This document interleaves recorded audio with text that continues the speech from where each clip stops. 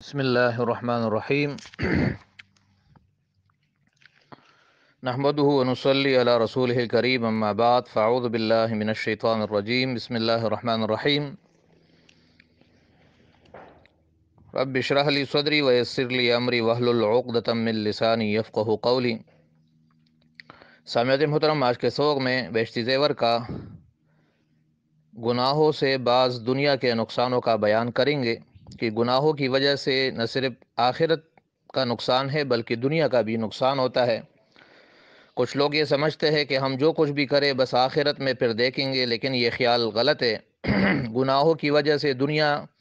میں نقصان ہوتا ہے اور نیکیوں کی وجہ سے دنیا میں بہت سے فوائد حاصل ہوتے ہیں۔ سب سے پہلے ہے علم سے محروم رہنا۔ گناہ کا سب سے بڑا نقصان کہ انسان علم سے محروم ہو جاتا ہے، یا تو علم کی طرف آتا نہیں یا علم حاصل کر کے اس پہ عمل سے محروم ہو جاتا ہے۔ روزی کم ہو جانا، رزق میں برکت نہیں ہوتی، خدا کی یاد سے وحشت ہونا، خدا کی یاد میں اس کا دل نہیں لگتا، نماز، قرآن کی تلاوت وغیرہ میں آدمیوں سے وحشت ہو جانا، چھوٹی چھوٹی باتوں پر وہ انسانوں سے ڈرتا رہتا ہے، اس پہ ایک خاص قسم کی وحشت طاری ہوتی رہتی ہے، ہر وقت اس کے دل میں ڈر اور خوف ہوتا ہے۔ خاص کر نیک آدمیوں سے اسے وحشت ہوتی ہے، نیک آدمیوں کے پاس اٹھک بیٹھک اس کو بری لگتی ہے۔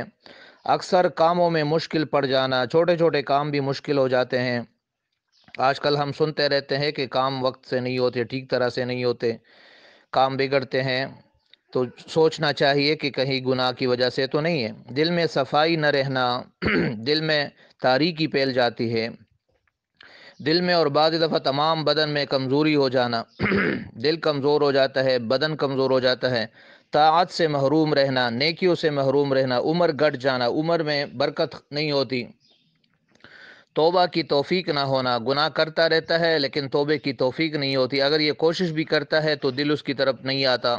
کچھ دنوں میں گناہ کی برائی دل سے جاتی رہنا، شروع میں گناہ کو برا سمجھتا ہے لیکن پھر اس کی برائی بھی دل سے نکل جاتی ہے، پھر وہ ایک گناہ کو بھی اچھا سمجھتا ہے۔ اللہ تعالیٰ کے نزدیک ذلیل ہو جانا، اللہ کی نظر میں ذلیل ہو جاتا ہے تو بندوں کی نظر میں بھی ذلیل اور رسوا ہو جاتا ہے۔ دوسری مخلوق کو اس کا نقصان پہنچنا اور اس وجہ سے اس پر لعنت کرنا، یہ پھر دوسرے انسانوں کو بھی نقصان دینے کی کوشش کرتا ہے اور اس وجہ سے ساری مخلوق اس پر لعنت کرتی ہے۔ عقل میں فتور ہو جانا، وہ ٹھیک طرح سے فیصلے نہیں کر پاتا، عقل میں خرابی آ جاتی ہے، رسول اللہ صلی اللہ علیہ وسلم کی طرف سے اس پر لعنت ہونا، فرشتوں کی دعا سے محروم رہنا، پیداوار میں کمی ہونا، اس کی جو پیداوار ہوتے گندم وغیرہ اگر اس کاشتکاری کرتا ہے تو اس میں بھی کمی ہوتی ہے، شرم اور غیرت کا جاتا رہنا، آہستہ آہستہ اس میں بے غیرتی اور بے حیائی آ جاتی ہے، اللہ تعالیٰ کی بڑائی اس کے دل سے نکل جانا، اللہ کی عظمت اس کے دل سے نکل جاتے ہیں، نعمتوں کا چھن جانا، جو نعمت اللہ نے اس کو دی ہے، آنکھ، ناک، کان، دولت، صحت، وہ چھن جاتی ہے،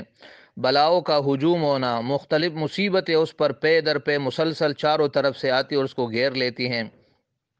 ٹینشن ڈپریشن میں پڑ جاتا ہے، اس پر شیطانوں کا مقرر ہو جانا، شیطان اس کے ساتھی بن جاتے جو اسے وسوسے ڈالتے رہتے، غلط کام اور گناہوں پر اکساتے رہتے ہیں اور غلط کاموں میں اس کی مدد کرتے ہیں۔ دل کا پریشان رہنا، ہر وقت